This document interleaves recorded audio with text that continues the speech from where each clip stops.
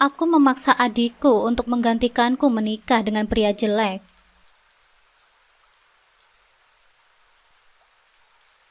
Assalamualaikum sahabat Bunda. Semoga Allah selalu memberikan kesehatan dan kebahagiaan untuk kita semua. Buat sahabat Bunda yang sudah subscribe, semoga rezekinya dilancarkan ya. Amin ya Rabbal Alamin.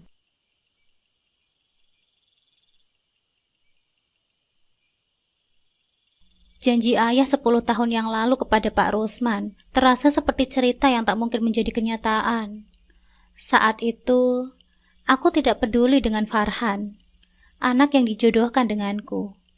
Bagiku, dia terlalu sederhana, culun, dan tak sebanding dengan sosok ideal yang selalu kuimpikan.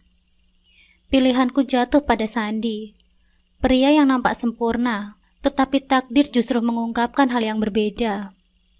Aku janji aku akan menikahkan anakku dengan anakmu. Suara ayah terdengar berat tapi penuh haru ketika ia terbaring di ranjang rumah sakit. Waktu itu, aku masih kecil, berusia 12 tahun. Sore itu terasa suram. Suasana rumah sakit menyelimuti kami dalam kekhawatiran. Aku hanya duduk di kursi samping tempat tidur ayah. Tidak benar-benar memahami apa yang baru saja diucapkan. Bagiku itu hanyalah kata-kata yang mengalir tanpa arti yang perlu kuperhatikan lebih dalam. Namun janji itu terucap dengan latar belakang yang tak mungkin kuabaikan. Pak Rusman yang berdiri di sudut ruangan dengan senyuman yang penuh kebaikan adalah orang yang menyelamatkan nyawa ayahku. Kecelakaan yang hampir merenggut ayah terjadi di jalan yang sepi saat hujan turun deras. Jika bukan karena Pak Rusman yang dengan cepat membawa ayah ke rumah sakit, mungkin hasilnya akan berbeda. Disitulah janji itu pertama kali muncul, sebagai bentuk terima kasih mendalam ayah kepada Pak Rusman. Setelah ayah keluar dari rumah sakit, aku mengira semuanya akan kembali normal. Ayah sehat kembali. Pak Rusman juga tidak pernah menyinggung soal janji itu lagi. Dan aku tetap melanjutkan hidupku seperti biasa. Bermain dengan teman-temanku, dan menjalani masa remaja tanpa memikirkan janji perjodohan itu. Bagi seorang anak berusia 12 tahun, janji seperti itu hanya terdengar seperti dongeng yang akan menghilang seiring waktu. Waktu berlalu dengan cepat. 10 tahun telah berlalu, dan aku yang dulu hanya seorang gadis remaja, kini tumbuh menjadi wanita dewasa dengan mimpi dan cita-citaku sendiri. Dunia di sekitarku penuh dengan kebebasan, dengan kehidupanku yang cukup glamor saat itu. Aku juga sudah punya pacar. Sandi namanya, seorang penyanyi kafe yang terkenal. Sandi tampan, berbakat, memiliki karisma yang membuatku terpikat sejak pertama kali melihatnya. Dengan gaya santainya, rambutnya yang sedikit acak-acakan, dan suara beratnya yang selalu menarik perhatianku. Dia adalah segalanya yang kuimpikan dalam sosok seorang pasangan. Dia seolah bintang di tengah gelapnya langit malam. Di sisi lain, Farhan, anak Pak Rusman, yang dulu dijodohkan denganku, ternyata tumbuh menjadi pria yang berbeda dari yang kubayangkan. Dia sederhana, sangat religius, dan penampilannya nyaris tidak berubah sejak kecil. Kacamata tebalnya masih bertengger di hidungnya. Baju-bajunya selalu longgar dan kaku, rambutnya klimis tertata tanpa celah. Dia orang yang baik, aku tahu itu. Tapi aku tidak bisa memungkiri bahwa penampilan dan gaya hidupnya yang terlalu jadul membuatku semakin menjauh dari ide tentang pernikahan dengannya. Ayah, aku nggak bisa menikah dengan Farhan, ucapku suatu malam. Ayah yang mulai serius membicarakan rencana pernikahan. Aku ingat bagaimana perasaan berat di dadaku memuncak, membuatku gelisah. Ayah duduk di kursi ruang tamu. Wajahnya nampak tua dan penuh kelelahan, pandangannya tenang. Tapi aku tahu betapa seriusnya topik ini baginya. Dia menatapku dalam-dalam, seolah ingin mencari alasan di balik penolakanku. Kenapa? Farhan anak yang baik. Dia bertanggung jawab, jujur, dan sudah mapan, kata ayah, mencoba meyakinkanku. Aku menghela nafas panjang. Tapi ayah, dia bukan tipeku. Lihatlah Farhan, dia terlalu culun. Aku nggak bisa membayangkan hidup bersamanya. Lagi pula, aku juga sudah punya pacar ya. Namanya Sandi. Dia penyanyi di kafe terkenal. Gaya hidupnya cocok denganku. Kami saling mencintai ya. Hatiku memang sudah tertutup untuk Farhan. Aku ingin hidup dengan seseorang yang sesuai dengan impianku. Dan Farhan bukanlah pria itu. Ayah masih terdiam, tapi aku bisa merasakan kecewa di sorot matanya. Dia menatapku dengan pandangan yang membuatku merasa bersalah. Meskipun aku tahu keputusanku sudah bulat. Setelah malam yang penuh perdebatan itu, pikiranku terus berputar. Aku berusaha mencari cara agar bisa lolos dari pernikahan dengan Farhan. Pria yang begitu terlalu sederhana dan culun. Tapi tiap kali melihat wajahnya yang culun, aku merasa semakin yakin bahwa hidup bersamanya akan sangat membosankan. Aku tak ingin terperangkap dalam kehidupan yang monoton. Aku mengusulkan kepada ayah agar Arum adikku bisa menggantikanku. Lagi pula Arum dan Farhan lebih cocok. Mereka sama-sama pendiam, sederhana, dan patuh kepada orang tua. Namun usulanku langsung ditolak. Pak Rusman sudah tahu kalau kamu yang akan menikah dengan Farhan, ujar ayah dengan tegas, dengan tatapan yang seakan-akan menyudutkanku. Ini bukan perjodohan yang bisa dipindah-pindahkan begitu saja. Aku merasakan desakan yang semakin kuat di dadaku. Ayah tetap ingin aku menikah dengan Farhan, dan aku tidak bisa menerima kenyataan itu. Lalu, sebuah ide berbahaya muncul dalam pikiranku. Sesuatu yang kuharapkan bisa memutus ikatan perjodohan itu selamanya. Ayah, sebenarnya aku sudah hamil dengan Sandi ya, ucapku tanpa berpikir panjang. Kalimat itu keluar begitu saja dari mulutku. Ayah tertegun, mata beliau membelalak, wajahnya berubah merah padam. Amarahnya memuncak dalam sekejap, dan sebelum aku bisa bersiap, sebuah tamparan keras mendarat di pipiku. Tubuhku terhuyung. Rasa panas menjalar di wajahku yang seakan terbakar oleh kemarahan ayah. Kamu menghancurkan segalanya. Apa kamu tahu betapa pentingnya janji ini bagi ayah? Kamu telah mempermalukan keluarga ini, teriak ayah dengan nada yang penuh kekecewaan. Suaranya menggema di seluruh ruangan. Air mataku menetes perlahan, tapi bukan karena rasa sakit di pipiku. Aku tahu dengan kebohonganku ini, aku telah menghancurkan harapan ayah. Di sela rasa sakit yang menjalar, aku berkata lirih, "Ayah, biarkan Arum saja yang menggantikanku ya. Dia mau ya. Lagi pula, Farhan lebih cocok dengan Arum." Ayah menghela nafas panjang. Marahnya mulai mereda, meski jelas masih terasa kekecewaan yang mendalam. Setelah berdebatan yang panjang dan penuh emosi, akhirnya ayahku setuju. Arum adikku bersedia menggantikanku sebagai calon istri Farhan.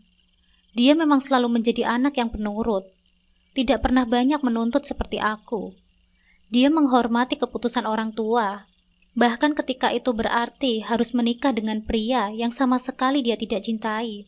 Awalnya, aku bisa melihat keraguan di mata Arum. Namun dia tetap menerima pernikahan itu dengan pasrah. Berbeda dengan aku. Arum tidak banyak protes. Meski aku tahu hatinya pasti bertanya-tanya tentang masa depan yang akan dia jalani bersama Farhan. Sementara itu, hidupku dengan Sandi berjalan dengan cepat. Kami menikah hanya sebulan sebelum Arum dan Farhan melangsungkan pernikahan mereka. Pernikahan kami dilakukan secara sederhana, tanpa pesta, tanpa kemewahan, dan tanpa sukacita dari ayah. Ayah bahkan enggan hadir, merasa malu karena keputusanku telah merusak nama baik keluarganya. Tapi saat itu, aku tidak peduli. Bagiku yang terpenting adalah, aku tidak perlu menjalani hidupku dengan Farhan. Aku merasa sudah memenangkan kebebasanku. Apalagi sekarang aku menikah dengan pria impianku, Sandi, yang selama ini kuanggap sebagai segalanya. Aku pasti akan bahagia, gumamku dalam hati pada hari pernikahan kami.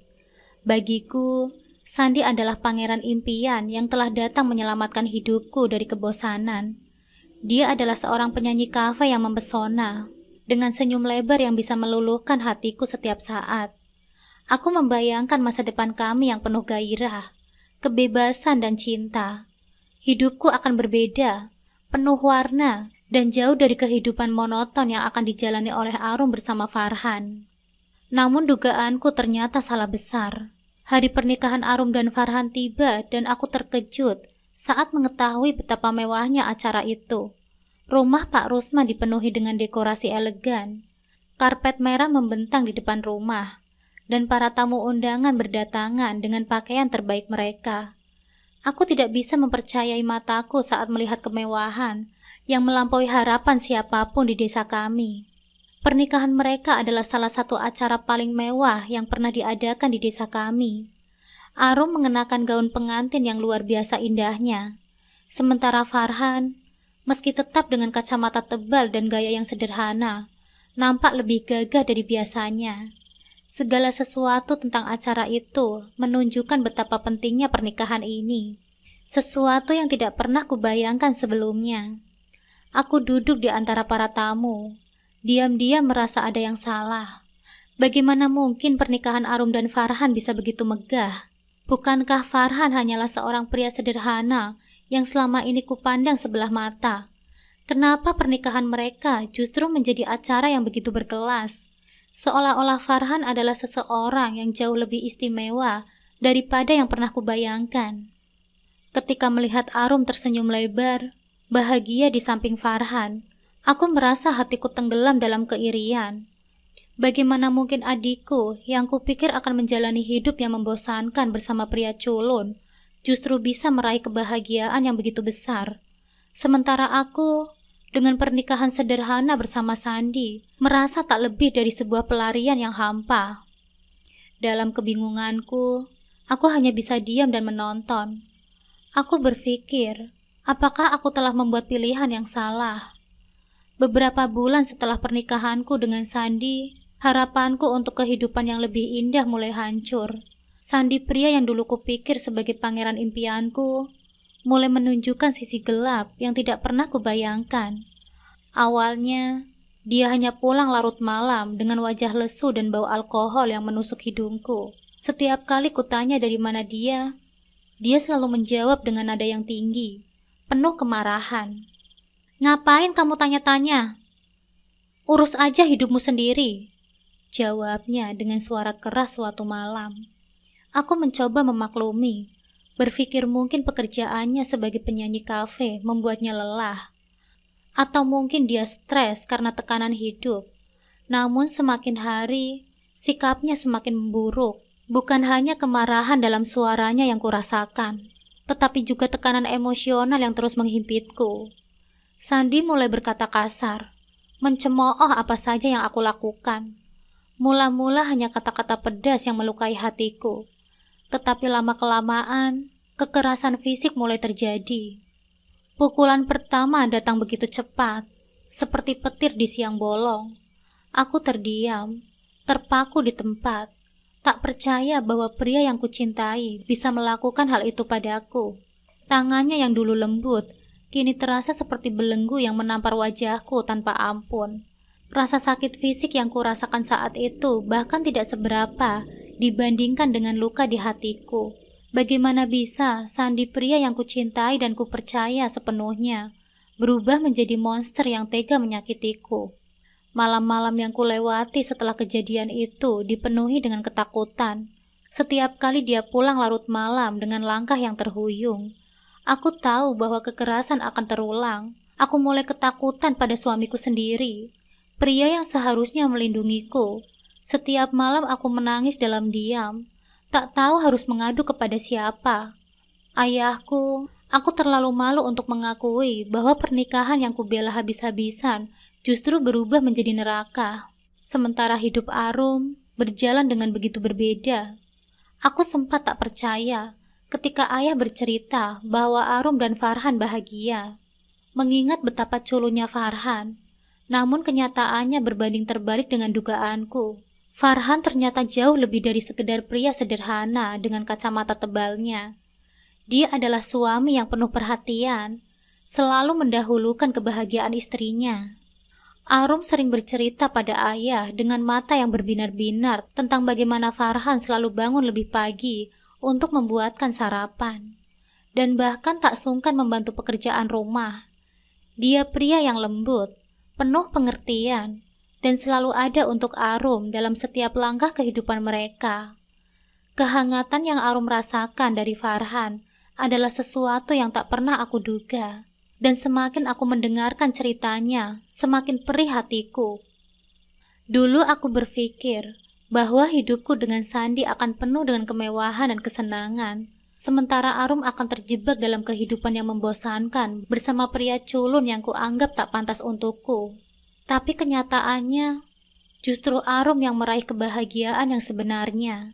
Setiap kali aku melihat Arum dan Farhan, aku merasa iri. Tapi bukan pada Arum. Aku iri pada kehidupan yang dia miliki. Kehidupan yang seharusnya bisa menjadi milikku, jika saja aku tidak menolak pernikahan itu. Arum dan Farhan bahkan sudah memiliki rumah sendiri, sebuah rumah besar yang megah di kota. Mereka tidak hanya hidup sederhana seperti yang pernah kubayangkan. Farhan ternyata adalah pewaris tunggal dari bisnis besar keluarganya. Sesuatu yang tidak pernah kuceritakan kepada siapapun, karena rasa malu yang telah menyelimutiku. Bisnis yang dibangun oleh ayah Farhan berkembang dengan pesat, dan Farhan telah mengambil alih sebagian besar operasional perusahaan. Mereka hidup dengan nyaman, memiliki mobil mewah, dan bahkan beberapa asisten rumah tangga, serta baby sister yang membantu mengurus anak mereka. Aku merasa semakin tersudut saat mendengar kabar bahwa setiap bulan Arum juga memberikan uang kepada ayah sebagai bentuk baktinya. Aku tahu, meski ayah tidak pernah mengungkit-ungkit, dia bangga pada Arum dan Farhan. Itu membuatku semakin merasa kecil dan tak berguna. Aku yang dulu merasa bahwa aku adalah anak yang lebih diandalkan, justru menjadi beban. Ayah sudah tidak bisa lagi berharap banyak dariku, terutama setelah hidupku berantakan. Puncak dari penderitaanku terjadi suatu malam ketika Sandi pulang dalam kondisi mabuk berat. Kali ini dia tidak hanya marah-marah seperti biasa, tetapi juga membawa seorang wanita lain. Aku berusaha menahan amarahku, tetapi hatiku terasa hancur melihat dia tidak begitu peduli dengan perasaanku. "Apa-apaan ini, Mas Sandi? Kamu bawa perempuan lain ke rumah kita?" Tanyaku dengan suara bergetar. "Apa masalahnya? Rumah ini rumahku. Aku bisa melakukan apa saja yang aku mau," jawab Sandi dengan nada sinis, sambil tertawa dan memeluk wanita itu di depanku. Hatiku hancur berkeping-keping. Tidak hanya dihina, tetapi sekarang aku juga dipermalukan di rumahku sendiri. Saat itulah, aku diusir dari rumah bersama anakku yang masih kecil. Aku tak punya pilihan lain selain kembali ke rumah ayah, tempat yang dulu kutinggalkan dengan kesombongan. Aku harus menelan ego dan rasa maluku, mengakui bahwa hidupku kini berantakan. Dengan suara bergetar, aku menceritakan segalanya kepada ayah, tentang betapa salahnya pilihanku, tentang kekerasan yang terus-menerus kuterima dari Sandi, tentang penyesalanku karena menolak Farhan. Ayah terdiam lama setelah mendengarkan ceritaku. Dia tidak marah, tidak juga menghakimiku. Dia hanya memandangku dengan tatapan penuh kekecewaan dan kesedihan. "Ayah selalu berharap kamu bahagia, tapi kadang kebahagiaan bukan berasal dari apa yang kita lihat di luar," katanya. Air mataku mengalir semakin deras. Aku merasa begitu bodoh telah memilih ilusi daripada kenyataan yang lebih baik. Kini aku hidup dengan ayah, tanpa suami, tanpa kebahagiaan, dan tanpa harga diri. Di rumah ayah, aku mulai melihat dengan jelas apa yang selama ini kulewatkan. Arum yang kukira akan hidup dalam kesederhanaan bersama Farhan, ternyata sudah hidup dalam kemewahan yang tak pernah kubayangkan. Arum juga sering datang ke rumah ayah, membawa keceriaan dan kebahagiaan. Dia selalu berbagi cerita tentang anaknya, rumah barunya, dan kehidupan mereka semakin baik. Arum tak pernah sombong. Dia bahkan selalu mengajak bicara kepadaku, menanyakan keadaanku dan anakku. "Ini untuk kakak ya," kata Arum suatu hari, sambil menyodorkan amplop tebal berisi uang. Aku menangis dan tak mengira ternyata Arum masih peduli padaku. Aku hanya bisa duduk terdiam di sudut ruangan, menahan rasa pahit di tenggorokanku. Air mata perlahan menggenang di sudut mataku, tapi aku tak ingin siapapun melihatnya. Aku malu, merasa begitu rendah di hadapan adikku yang dulu selalu kuanggap tak secerdas dan sehebat diriku. Kini Arum selalu penurut, tak pernah protes, justru hidup bahagia dan penuh berkecukupan.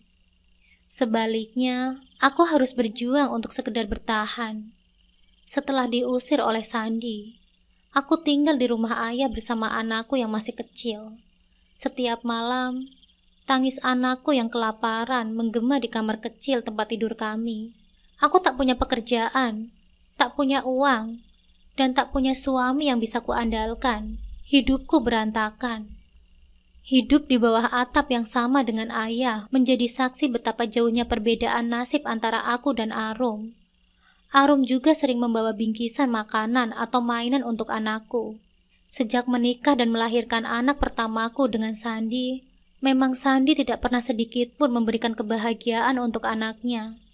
Dan kini setelah aku tinggal di rumah ayahku, aku harus berjuang keras untuk membesarkan anakku sendiri. Aku terpaksa meminta bantuan ayah untuk memenuhi kebutuhan kami sehari-hari. Meski aku tahu ayah tak pernah mengeluh, namun aku merasa malu menjadi beban untuk ayah.